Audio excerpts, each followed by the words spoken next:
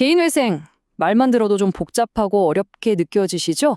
그래서 오늘은요, 실제 사건 기록을 하나하나 뜯어보면서 이 과정이 대체 어떻게 돌아가는 건지, 그리고 법원은 도대체 뭘 원하는 건지 아주 속 시원하게 파헤쳐 보려고 합니다. 이 모든 법적 절차의 시작점에는요, 한 사람의 아주 절박한 사연이 있었습니다. 신청서에 적힌 바로 이 한 문장, 남편이 공황장애 진단을 받아. 이 문장 하나가 이 사건의 무게를 전부 말해주고 있죠. 자, 그럼 도대체 어떤 사연이 있었길래 개인회생까지 신청하게 됐는지 그 배경부터 한번 차근차근 들어가 볼게요. 정말 여러 가지 어려움이 한꺼번에 닥친 경우인데요. 아이를 키우느라 어쩔 수 없이 경력이 단절됐고 설상가상으로 배우자가 갑자기 아프면서 소득까지 줄어든 거죠. 이걸 어떻게든 메꿔보려고 받은 대출이 그야말로 눈덩이처럼 불어났고요.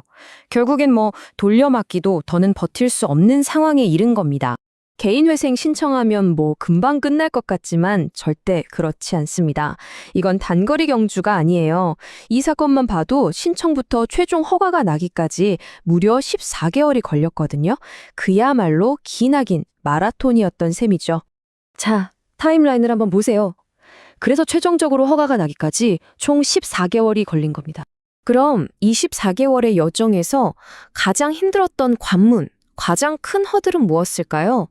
네, 바로 법원에 정말 믿기지 않을 정도로 깐깐하고 상세한 요구사항들이었습니다.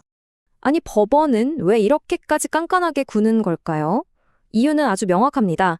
혹시라도 채무자가 재산을 어딘가에 슬쩍 숨겨놓지는 않았는지 이걸 아주 철저하게 확인해서 다른 채권자들이 손해보는 일이 없도록 하려는 거예요. 그러니까 제도를 악용하는 걸 막기 위한 최소한의 장치인 셈이죠. 자, 여기서 법원의 깐깐함을 보여주는 첫 번째 숫자가 나옵니다. 바로 100만 원. 법원이 뭘 요구했냐면요. 최근 1년 동안의 모든 금융계좌에서 100만 원이 넘는 입금, 출금 내역을 하나도 빠짐없이 전부 설명하라는 거였어요. 전부 다요? 아, 이게 끝이 아니에요. 신용카드는 기준이 훨씬 더 빡셉니다. 50만 원. 50만 원 넘게 쓴 건 전부 다. 심지어 카드론이나 현금 서비스 같은 대출까지도 어디에 썼는지 아주 상세하게 밝혀야만 했습니다. 그런데 법원이 이 모든 것들 중에서 가장 집요하게 정말 끈질기게 파고든 질문이 딱 하나 있었습니다. 바로 이거예요. 회생 신청하기 바로 직전에 빌린 그 돈, 그거 정확히 어디에 썼습니까? 이 질문에 어떻게 대답하느냐에 사실상 이 사건의 운명이 달려 있었다고 해도 과언이 아닙니다. 방금 그 질문에 대한 답을 찾기 전에 우리가 꼭 알아야 할 핵심 용어가 하나 있습니다. 바로 청산가치라는 건데요. 말이 좀 어렵죠? 아주 쉽게 말해서 지금 당장 이 사람이 가진 모든 재산을 다 팔았을 때 나오는 돈이라고 생각하시면 돼요. 개인회생에서는 앞으로 갚아나갈 돈이 최소한 이 청산가치보다는 많아야 한다는 대원칙이 있습니다. 아주 중요해요. 결국 채무자는 이 모든 걸 법명해야만 했습니다. 최근에 받은 대출금을 어디에 썼는지 하나하나 다 밝혀야 했고 페이인포 같은 서비스를 다 뒤져서 혹시 나도 모르게 잠자고 있던 계좌는 없는지 확인해야 했죠. 그리고 심지어 아직 받지도 않은 미래에 받을 퇴직금의 절반까지 현재 내 재산으로 계산해서 보고해야 했습니다. 정말 꼼꼼하죠? 자, 그럼 이렇게 험난하고 까다로운 요구사항들을 과연 어떻게 통과했을까요? 지금부터 그 성공적인 대응 전략을 하나씩 뜯어보겠습니다. 법원의 가장 날카로운 질문이었죠. 최근 대출금 어디다 썼냐? 여기에 어떻게 답했냐면요. 그냥 말로 생활비로 썼습니다. 이렇게 끝낸 게 아니에요. 먼저 돈을 쓴 내역을 날짜, 금액, 사용처까지 정리해서 표를 쫙 만들었어요. 그리고 그 표에 적힌 내용이 진짜라는 걸 증명하기 위해 실제 은행 거래 내역을 전부 첨부했죠.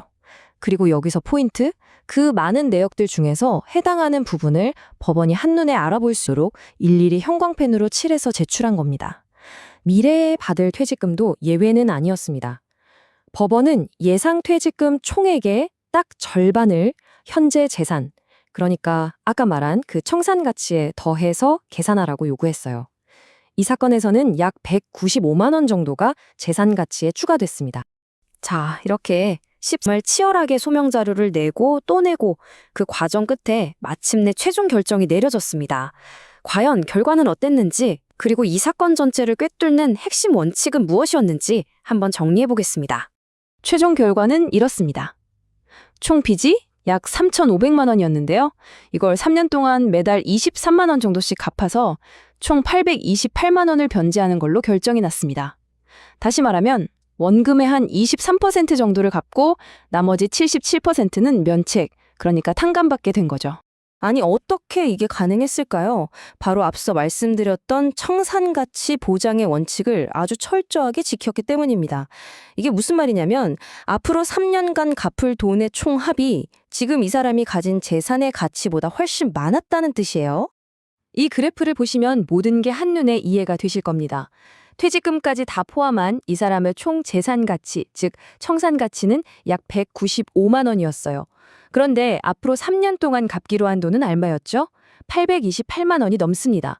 보세요. 재산 가치의 4배가 넘는 금액을 갚겠다고 한 거잖아요. 그러니까 법원에서도 이 정도면 청산 가치 보장의 원칙을 충분히 지켰다고 보고 최종적으로 허가를 내준 겁니다. 자, 그럼 이 모든 과정을 통해서 우리가 진짜로 알 수 있는 건 뭘까요?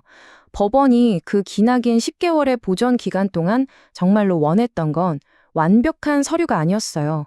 어쩌면 좀 부족하고 서툴더라도 자신의 모든 금융 기록을 숨김없이 투명하게 다 공개하고 성실하게 자료를 준비하고 정직하게 설명하려는 그 태도와 노력을 본 겁니다.